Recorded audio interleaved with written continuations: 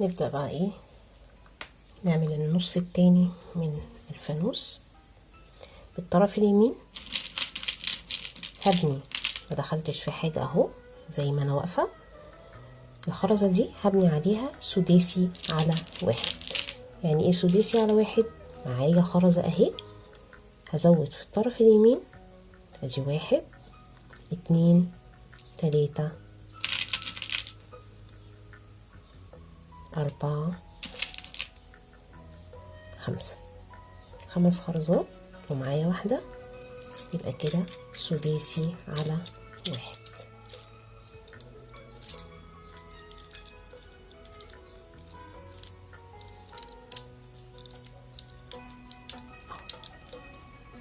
بصي هتلاقي حتى الغرزة بترسم نفسها، تلاقيها راجعة لورا كده شوية. الطرف الشمال هبدأ أدخل في الخرزة اللي من الأساسي عندي،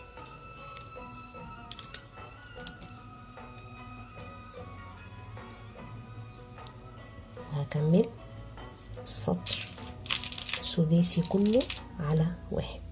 بس طبعا بداية من تاني غرزة هيبقوا 4 خرزات بس اللي بحطهم، ومعايا واحدة أساسية من تحت، واحدة في الجنب مشتركة، يجي كده سداسي.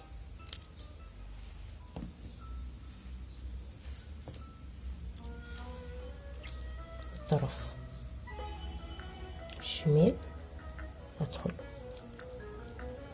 في الأساسي، وأوسع لنفسي كده وأسحب الخيط بتاعي.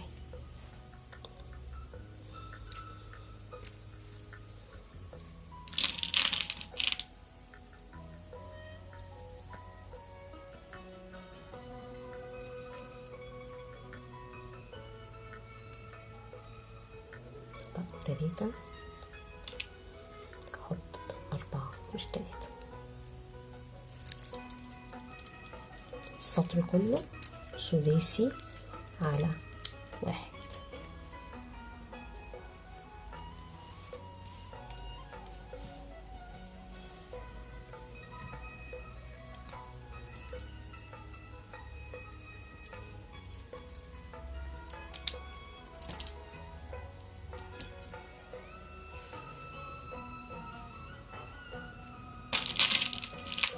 متهيألي كده الإضاءة أفضل، ياريت تكتبولي أنهي أفضل لكم في الإضاءة دي ولا اللي في الجزء الأول.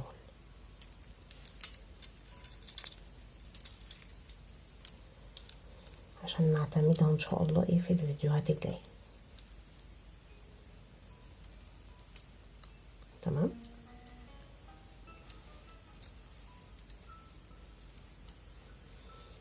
وبعد ما تخلصي كل سطر تعدي الغرز بتاعتك، عشان ما يعني لو مبتدئة ما تفكيش وتبدأي من الأول.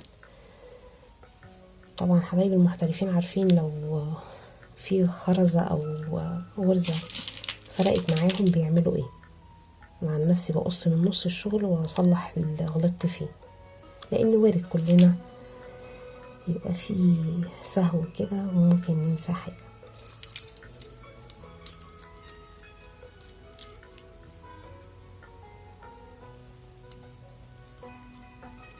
تمام.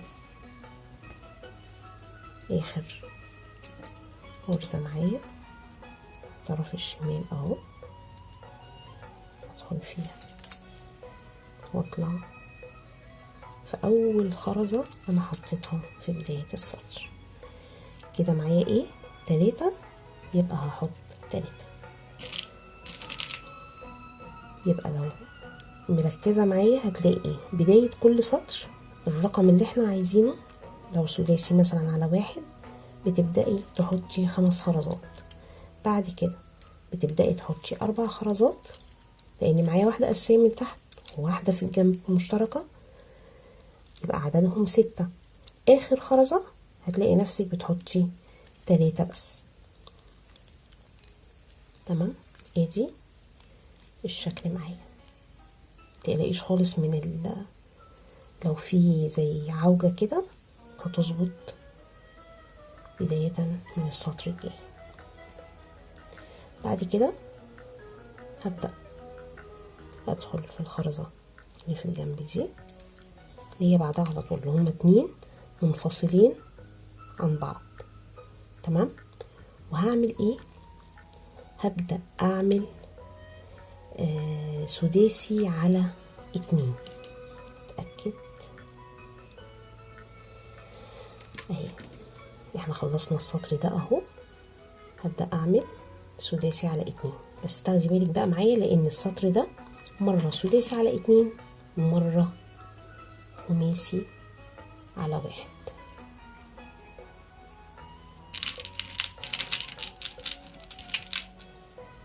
احط 1 2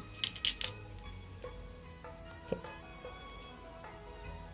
يبقى حطيت 2 ابيض و2 لبني.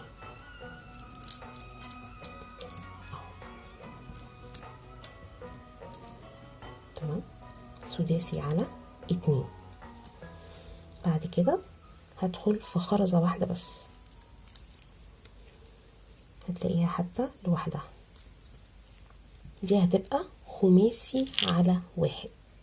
هحط واحدة معايا، واحدة أساسية واحدة في الجنب، يبقى هحط كام؟ 3. ادي واحدة لبني عشان أكمل الوردة بتاعتنا.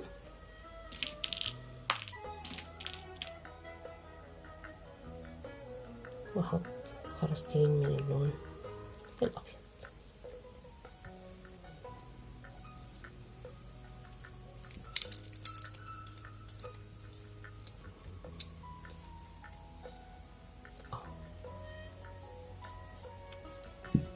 يبقى السطر كله مرة سداسي على 2 ومرة خماسي على 1. سداسي على 2 هدخل في الخرزتين،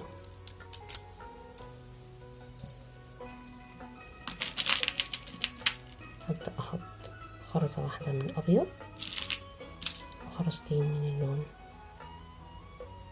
الفوشيا.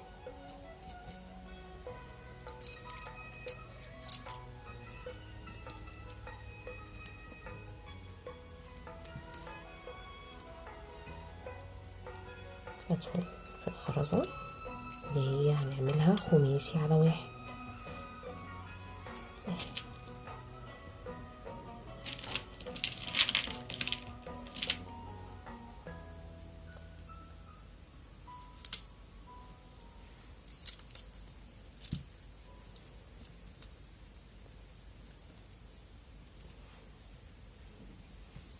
لو تلاحظي هتلاقي ان احنا بنزود 3 خرزات في كل غرزة، بس الفرق ان مرة بندخل بالخيط اللي تحت في خرزتين فبيبقى سداسي على 2، ومرة بندخل في خرزة واحدة فبتبقى خماسي على 1.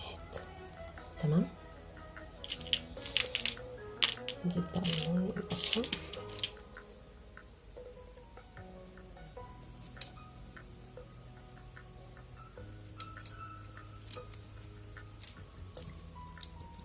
كده،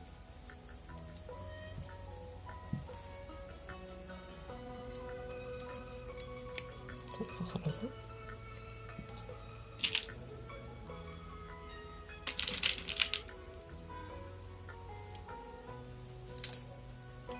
خماسي على 1. نمشي ماشية، تقعدي تقولي كده مرة سداسي على 2 ومرة خماسي على 1 علشان ما تنسيش.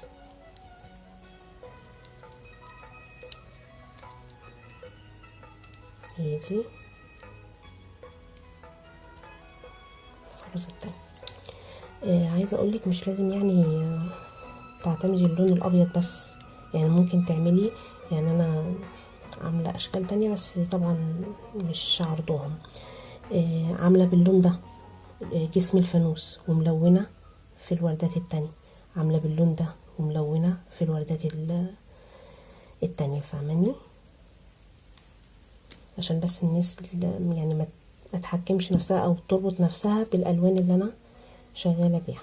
دي كده خرزتين، يعني هنحتاج 3. السطر بيعيد نفسه، بيكرر نفسه بالنسبة للألوان.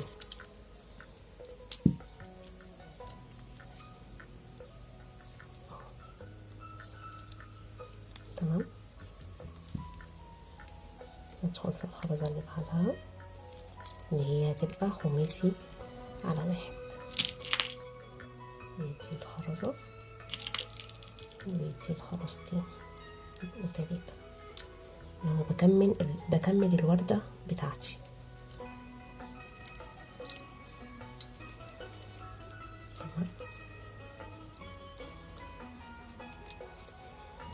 هنا الخيط معايا قرب يخلص. بصي معايا بقى عشان ايه حبايبي اللي هما زي ما اتفقنا انا عامله الورشه دي مخصوص لحبايب المبتدئين. ادي دخلت في خرزتين. ماشي. هقفل ازاي؟ هبدأ احط خرزة واحدة من الابيض وخرزتين من الفرش، ان انا بعمل غرزة عادية خالص. ماشي. اللي هي السداسي على 2. قدامك حل من الاتنين، يا تعملي العقدة بتاعتك وتبدأي بالطرف اليمين تمشي الخيط يمين وشمال في كذا غرزة، يا اما تربطي زي كده. انا عن نفسي بحب اربط. ايدي رابطة وايدي التانية.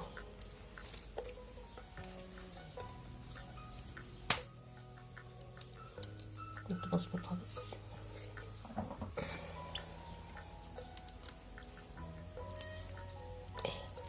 ماشي. وهتجيبي الطرف ده كده وتحطيه في خرزة انت مش هتشتغلي فيها، اللي هي اللي تحت دي اهي، عشان اداري العقدة بتاعتي. لو تقيلة اهي بس كده. شايفة مفيش اي ملامح ليها. دخلت العقدة بتاعتي او الربطتين بتوعي جوه الخرز، وامشي بالطرف اليمين كده في كام خرزة، وفي الطرف الشمال نفس الفكرة.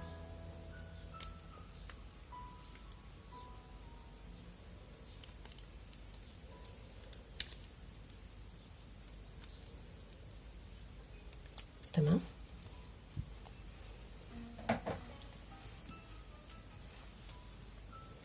جيب المقص وقص الزيادة. نجيب الخيط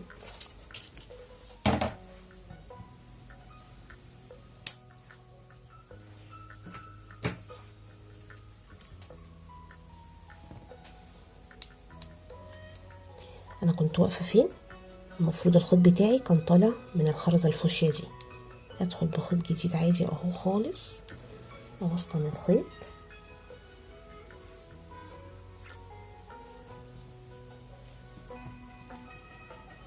بس اخلي الطرف اليمين اطول شوية من الطرف الشمال. تمام. وابدأ الطرف الشمال ادخل في الخرزة اللي عليها الدور، اللي هي احنا كنا واقفين عند سداسي على 2، يعني هعمل خماسي على 1.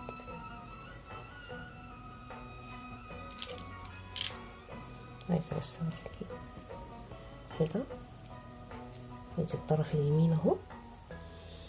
هجيب الخرزة الفوشيا اكمل الوردة بتاعتي واحط خرزتين من الابيض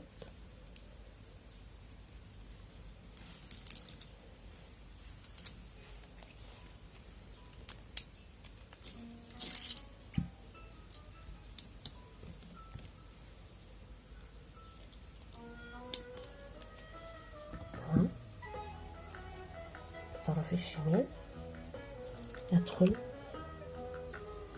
في خرزتين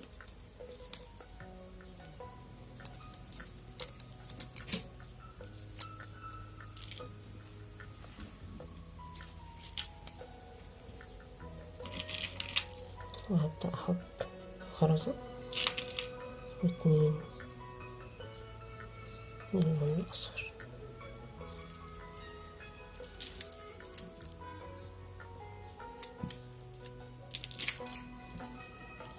كده.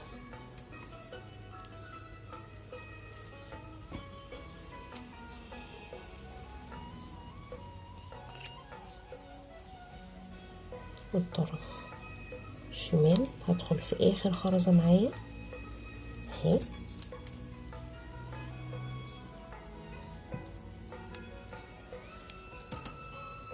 وهطلع من اللي في الجنب. عايزه اقولك والله ان الخرز الابيض ده متعب جدا على فكره، وخصوصا يعني ايه المحقون، تحسي انك مش شايفه الفتحه. بس انا بالنسبه لي الابيض متعب بالنسبه لي، بس بصراحه يعني شكله بيبقى حلو قوي كده. هحط خرزتين، هحط واحده اصفر وواحده باللون الابيض، لان معايا واحده اساسي من تحت، واحده يمين وواحده شمال، يعني 3. يدي خماسي على 1.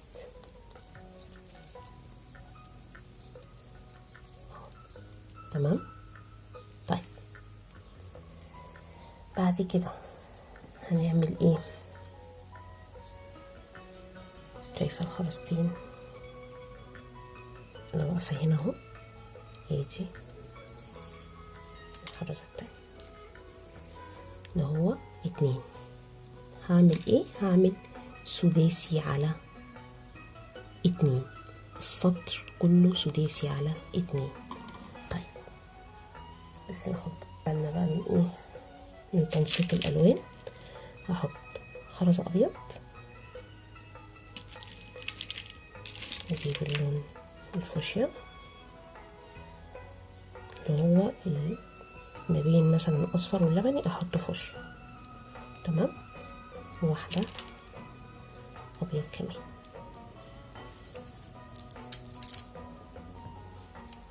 وابدا اقفل الغرزه بتاعتي اهي، سداسي على 2. هدخل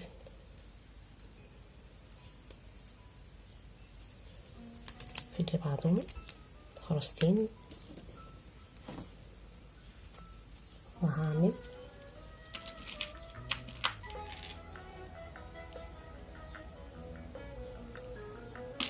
حلقة كمان سداسية، بس 3 خرزات باللون الابيض. عايز اقولك الفانوس سهل، يعني اسهل ما يكون، ومش هياخد وقت معاكي. انا بس ماشيه واحده واحده. اولا ايديا مش مالكه الشغل كويس تحت الكاميرا وانا بصور، فده اللي واخد وقت معانا. والخيط طبعا ضروري ضروري انكم تفردوه قبل ما تشتغلوا، بيسهل عليكم كتير جدا في الوقت. يا رب. هبدأ اعمل ايه؟ بصي معايا، خرزتين اهو اساسي وخرزة في الجنب مشتركة. هبدأ احط خرزتين من اللون الاصفر وواحدة من اللون الابيض.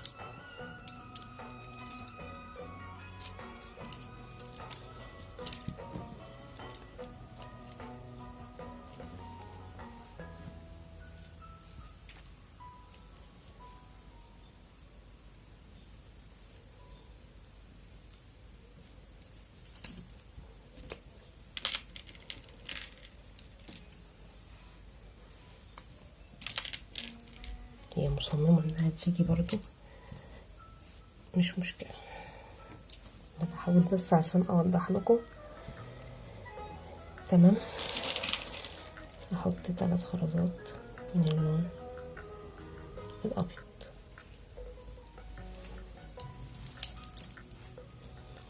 ونصيحة مني لحبيبتي المبتدئة، يا ريت ما تطوليش الخيط معاكي، يعني على قد ما تقدري، يعني ايه، عشان ما يلخبطكيش ويدخل في بعضه.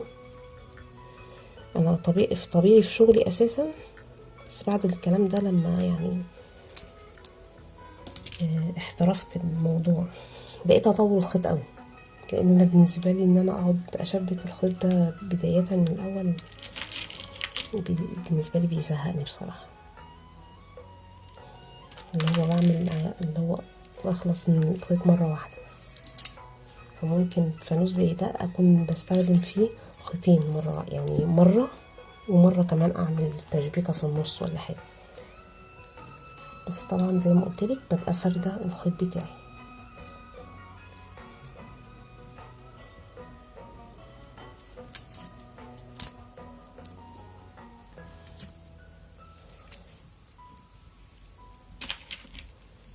كل السطر سداسي على 2.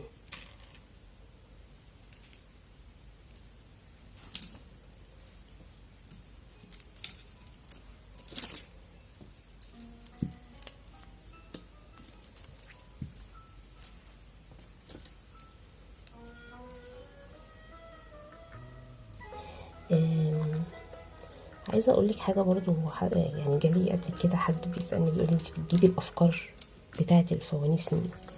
احيانا بتبقى سبحان الله حاجه كده لوحدها، يعني اكون بعمل حاجه ويعني بكون بادئه حاجه وبعد كده احس انها لا، يعني اعملها زي الفانوس الكبير اللي انا منزله ورشته رمضان اللي فات ده. سبحان الله يعني بداية من البدايه كده، سبحان الله يعني لوحدها. فتطول معايا وقعدت بقى ايه افكر واصمم واظبط بحيث اللي هو الشكل اللي انتوا شفتوه في النهايه. فكره الفانوس دي جات لي منين؟ كلنا عارفين اللي هي الحلقه الميداليه الكوره، هي تقريبا يعني نفس مع اختلاف طبعا العدد شويه، نفس القلب ده تقريبا، بس انا مبططاها شويه يعني. فهي الفكره بتيجي من هنا، وبعد كده عملت لها قبه من فوق وقاعده من تحت، وبقى الشكل اللي انتوا شايفينه ده. ففي فوانيس بتبقى يعني بشوف حاجه اللي هو عارفه بتعمل لها زي اعاده تدوير كده. شوفي انا اتكلمت وغلطت شفتي؟ هفك تاني، يبقى ايه، خلينا مركزين احسن وما نتكلمش. يا الله،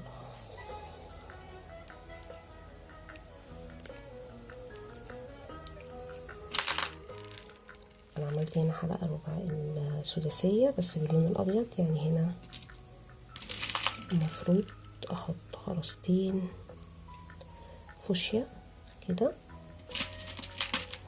وواحده ابيض بس. كنا بنقول ايه بقى؟ نتكلم تاني عن الافكار. يعني بصي، طول ما انتي بتفكري وبتدوري على طريقة هتبقي متميزة بجد.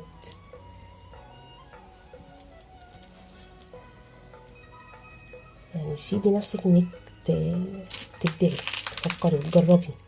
ايه المشكلة ان انا اجرب وافك واعمل؟ ده بالنسبة للناس اللي بتحب الشغل زي حالتي.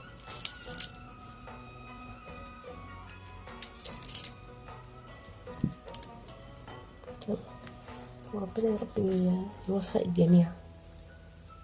وببقى بجد مبسوطة جدا جدا جدا من الحبايب اللي بيبعتولي شغلهم على الخاص عندي وياخدوا رأيي فيه لما بيكونوا عاملين مرشة من القناة هنا. بجد والله ببقى مبسوطة جدا جدا جدا. فأحب انكم تشاركوني تطبيقاتكم لما تنفذوا طبعا ايه الورش اللي موجودة على القناة.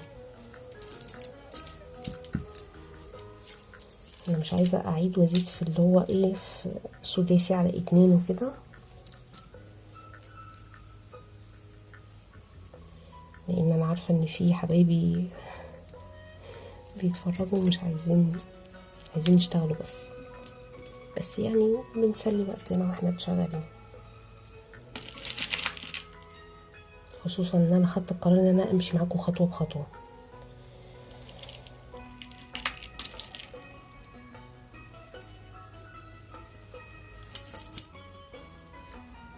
لذلك على قد بساطة الفانوس بس الفيديو هيبقى طويل، فاكيد ان انا هكون منزله على اكتر من جزء عشان بس ما ياخدش وقت معايا في الرفع. تمام.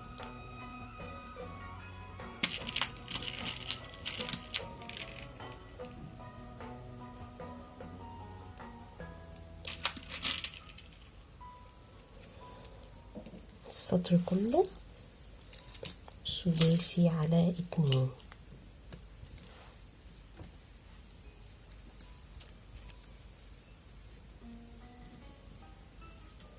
دي اخر غرزة معايا، دخلت في الخرزتين الاساسي وهطلع من اللي في الجنب، هقفل بخرزتين اللون الابيض. تمام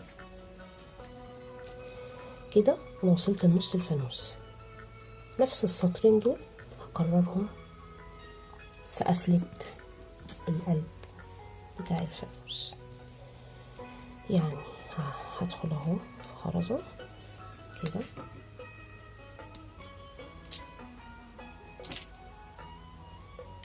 لو واقفة هنا هنعمل مرة سداسي على 2 ومرة خماسي على 2، هو نفس دي كأنها مراية بالظبط. بس هنختلف بس في ايه حلوة اوي، بس دي كده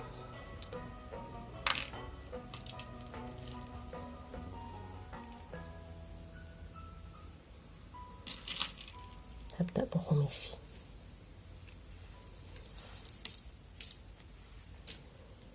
دي خماسي على 2.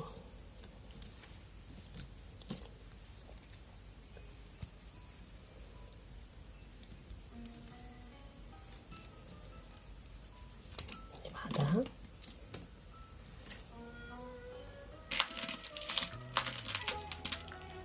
سداسي على 2.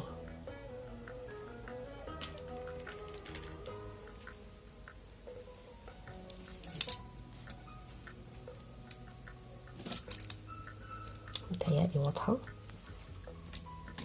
اهي. خرزتين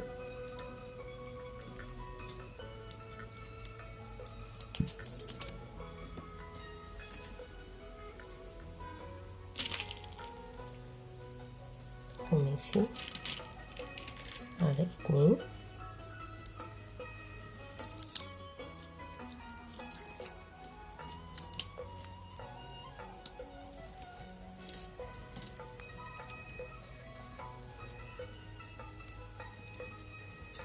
المرة اللي بعدها سداسي على 2.